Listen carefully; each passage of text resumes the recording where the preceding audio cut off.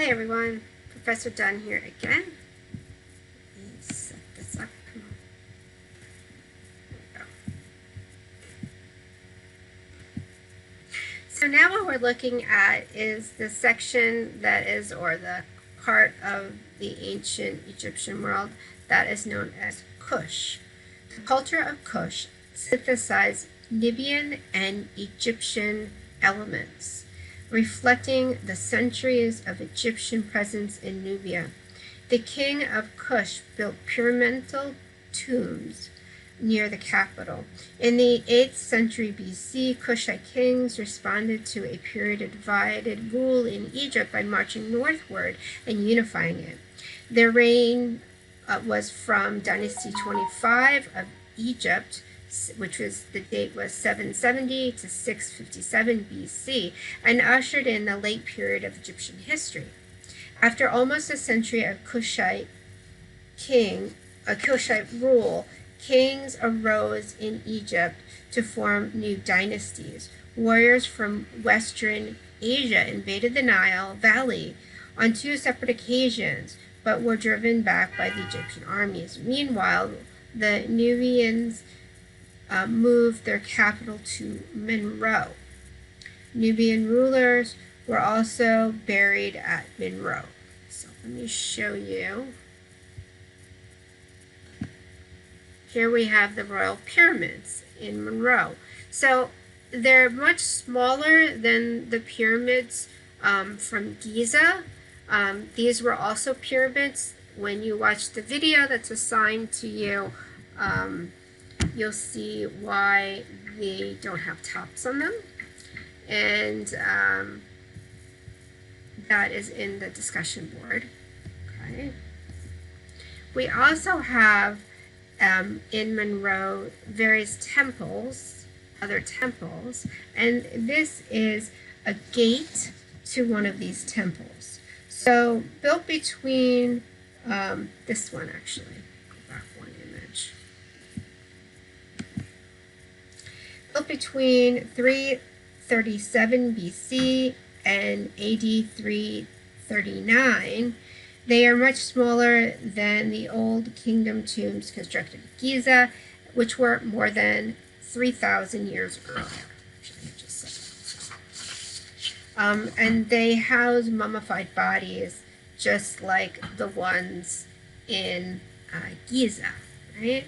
And the idea was it was a place for the soul to be put so that the soul then could go to the afterlife. And so here, as I said, we have one of the gates that's shown, and you can see the images that are carved and sized on the side here. And just like the columns that I showed you before, these two would have been painted at one time, and it's just over years the paint has worn away. And then this is a reverse head of a man.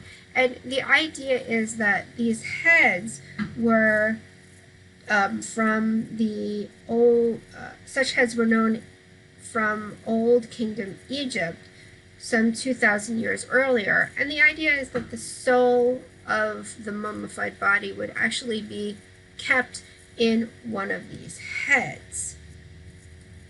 So this brings on a new period. We're jumping ahead because this is the 4th century AD. We're jumping ahead very quickly here. So while Monroe flourished in Upper Nubia, Egypt became increasingly tied to the political events of Western Asia and Southern Europe. Consequently, the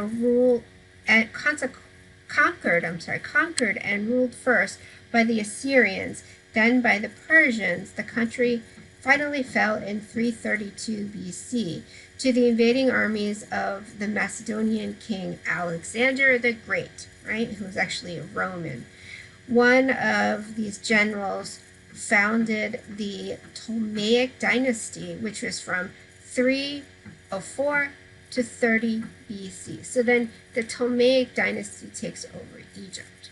Egypt became a possession of the Roman Empire officially in 30 BC when the Ptolemaic queen Cleopatra VII was defeated by the Roman general Octavian, later known as Augustus. After the Roman Empire was split into eastern and western territories during the 4th century AD, Egypt was administered by the Eastern Byzantine Empire, who reigned from Constantinople, which is present-day Istanbul. So, the Greeks, Romans, and Byzantines all emerged to trade along the Red Sea, in some cases even traveling by ship to distant India. It was the Red Sea trade in part that caused the state of Kush to flourish in the Ethiopian highlands, and it was Kush that emerged as the strongest of the 3 Nile civilizations at the beginning of the Christian era. Okay, so this is a perfect place to stop this video.